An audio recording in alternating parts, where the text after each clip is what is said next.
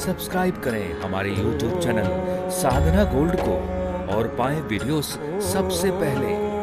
Bell icon दबाना ना भूलें। एक प्राचीन बरही राजा है, ध्रुव जी के वंश में पैदा होने वाला ये राजा है।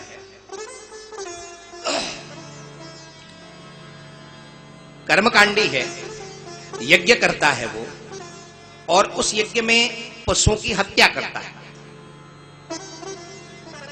क्यों करता है? उससे पूछा जाए कि तुम क्यों कर रहे हो, कहता कि वेद कहता है कि हत्या करनी चाहिए और इसलिए हम हत्या करते हैं उस यज्ञ में। जबकि होना ये चाहिए कि जब हम यज्ञ में बैठे, धर्म कार्य के लिए बैठे, तो बकरे की बलि दी जाती है, घोड़े की बलि दी जाती है। वो बकरा बाहर वाले नहीं, हमारे अंदर भी हैं, उनको मार डालो। घोड़ा क्या करता है? थोड़ा अहंकार पूर्वक चलता है ना, अकड़ करके चलता है, उसका नाम घोड़े को आप देखो अकड़ करके चलता है। आपकी अकड़ भी जब धर्म कार्य के लिए बैठे तो आपकी अकड़ का भी वहां पर वध होना चाहिए। ये घोड़े का वध है। बकरे का भी वहां पर वध है। कौन सा बकरा? अंदर एक हमारे बकरा है, बहुत हम मैं करते हैं, इस बकरे का भी वध होना चाहिए। फिर धर्म कार्य में बैठो, फिर आनंद आए। उसके वध के लिए कहा गया। लेकिन जो मांस बख्शी थे उन्होंने सोचा कि वाह, ये तो बहुत अच्छी बात कही गई है, मारो खाओ, मारो खाओ, इससे अच्छा और क्या चाहिए। वेद कहता, और प्रमाण जो है, प्रमाण चाहिए तुम्हें, सर्टिफिकेट चाहिए, तो वेद ने सर्टिफिकेट हमको दिया हुआ है। पशुम आलभेत,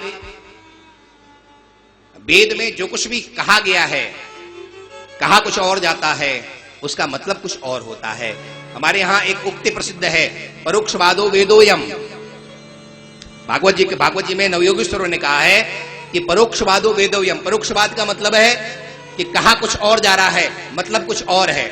वेद कहता है कि पशुम आलभेत, आलभेत का मतलब हत्या भी है, और आलभेत का मतलब है पशु को स्पर्श करते हुए चलो।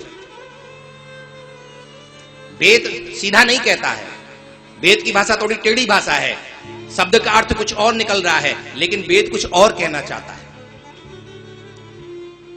जैसे कोई दुबला पतला आदमी आता है और हम लोग क्या कहते हैं? आओ पहलवान जी, कहते हैं ना।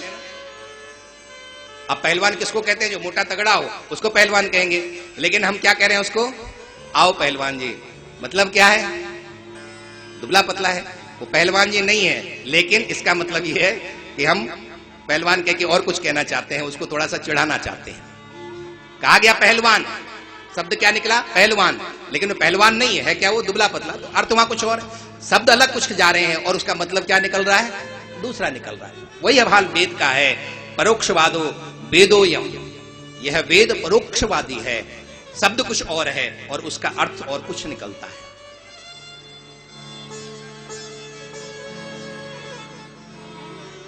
वेद भगवान मांस भक्षण के लिए कहेंगे, मदिरापान के लिए कहेंगे। तीन चीजों के प्रति व्यक्ति की सहज प्रवृत्ति होती है, उसको छुड़ाने की बात करेंगे। मैथुन है, मांस है और मदिरा, इसके प्रति व्यक्ति सहज चला जाता है। वेद भगवान क्यों कहेंगे कि वहां जाओ? बल्कि उससे रोकने के लिए वेद भगवान कहते हैं।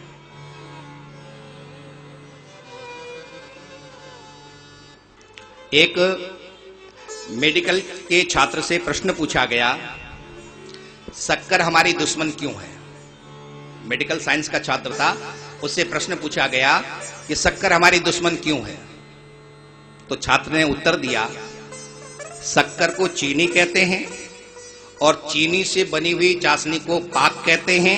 चीन और पाक हमारे दुश्मन है, इसलिए शक्कर हमारी दुश्मन है। हर व्यक्ति अपने मति के हिसाब से जवाब देता है। यहां पर इससे पूछा जाता है कि तुम यज्ञ में पशु हिंसा क्यों करते हो? ये तो धर्म कार्य है, इसमें पशु हिंसा की क्या जरूरत है? वो कहता है, वेद कहता है पशुम आलभेत, पशु की हिंसा करो। लेकिन यहां पर ये भागवत का सिद्धांत कहता है, तथा पशु आलभन न हिंसा। भगवान ने स्वयं अपने मुख से कहा है कि वहां पर पशु हत्या करने के लिए नहीं कहा गया, पशु स्पर्श करते हुए फिर यज्ञ करने के लिए वर्ण।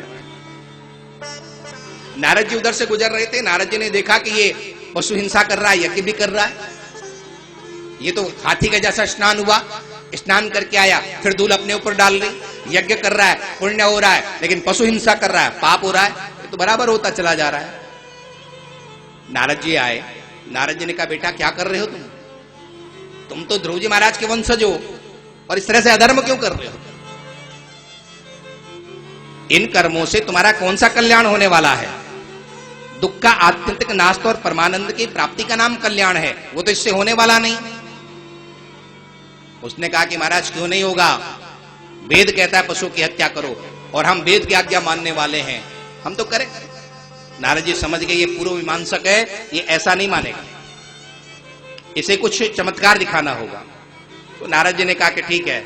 उसकी आंखों में दिव्य दृष्टि दी नारद जी ने, और अब ऊपर देखो। उसने उस दृष्टि से ऊपर देखा, नारद जी की दृष्टि से ऊपर देखा तो देखा वहां पर जिन जिन पशुओं की उसने हत्या की थी वो सब पशु नौ के लिए सींग लगा करके तैयार बैठे थे, कब ये मर करके आए और हम भी इसको मारे।